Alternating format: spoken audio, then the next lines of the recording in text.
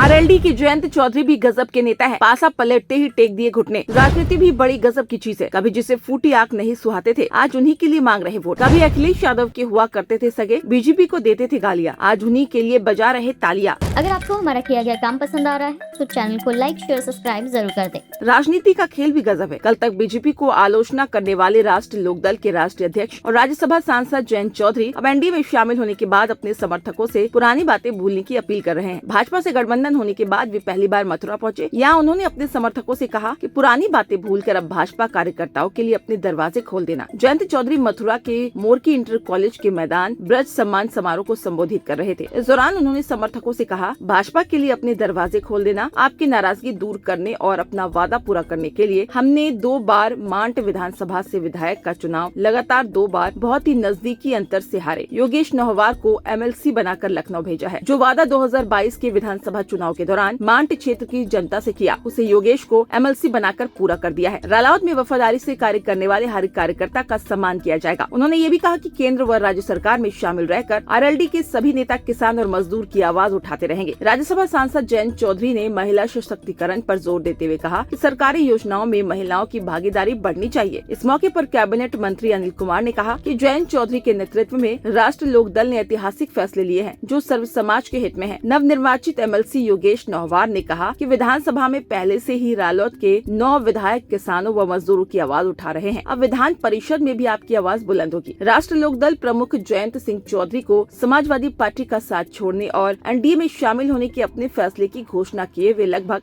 1 हफ्ते हो गया। अब तक उनके दोस्त और सपा प्रमुख अखिलेश यादव ने उनकी आलोचना नहीं की और न ही उन पर कोई सीधा हमला बोला। जयंत चौधरी ने भी सपा या अखिलेश पर कोई टिप्पणी नहीं की। एसपी और आरएलडी दोनों के सूत्रों का कहना है, ये न केवल यूपी के दोनों राजनेताओं के बीच सौहार्द का संकेत है, बल्कि ये दर्शाता है कि एनडीए में जाना एक ऐसी पार्टी और नेता के लिए आगे बढ़ने का सबसे व्यवहारिक तरीका हो सकता है, जिसकी पश्चिमी यूपी पर पकड़ है। अपनी पार्टी प्रमुख जयंत चौधरी और एनडीए में शामिल होने के बारे में बोलते हुए एक आरएलडी नेता ने इंडियन एक्सप्रेस से कहा, वो कम बोलते हैं, लेकिन जब और जहां जवाब देना होता है वो अकेले बोलते हैं। ये उनके व्यक्तित्व का हिस्सा है। वो तब सामने आया जब प्रधानमंत्री नरेंद्र मोदी द्वारा उनके दादा पूर्व प्रधानमंत्री चौधरी चरण सिंह के लिए भारत रत्न की घोषणा की। तब जयंत ने कहा था कि दिल जीत लिया। साल 2013 पश्चिमी यूपी में आरएलडी की संभावनाओं को भारी नुकसान पहुंचाने वाला था। पार्टी द्वारा पोषित जाट मुस्लिम सामाजिक व्यवस्था मुजफ्फरनगर दंगों के साथ टूट गई, जिसमें सीएम के रूप में अखिलेश यादव के कार्यकाल के दौरान लगभग 50,000 मुसलमानों को विस्थापित होना पड़ा। 2014 के लोकसभा चुनाव में आरएलडी अपनी सभी 8 सीटें हार गई। अजित सिंह अपने गृह क्षेत्र बागपत से जीतने में असफल रहे और मथुरा से मौजूदा विधायक जयंत भी हार गए। बीजेपी ने सभी 8 सीटों पर जीत हासिल की। फिर 2019 के लोकसभा चुनाव आए और जयंत ने पार्टी और उसके निर्णय लेने का पूरा नियंत्रण अपने हाथ में ले लिया। 1996 में अजित सिंह द्वारा आरएलडी की स्थापना के बाद पहली बार जयंत ने अपने और समाजवादी पार्टी के बीच अपने पिता द्वारा खड़ी की गई बाधाओं को तोड़ दिया। जयंत ने गठबंधन के लिए अखिलेश से संपर्क किया, जो तब नए सपा प्रमुख बने थे। 2019 के चुनाव यूपी की राजनीति के लिए महत्वपूर्ण थे, क्योंकि उस वर्ष एसपी संरक्षक मुलायम सिंह के 2 प्रतिद्वंदियों मायावती के नेतृत्व वाली बीएसपी और अजीत सिंह की आरएलडी ने एक साथ चुनाव लड़ने के लिए एसपी से हाथ मिलाया था।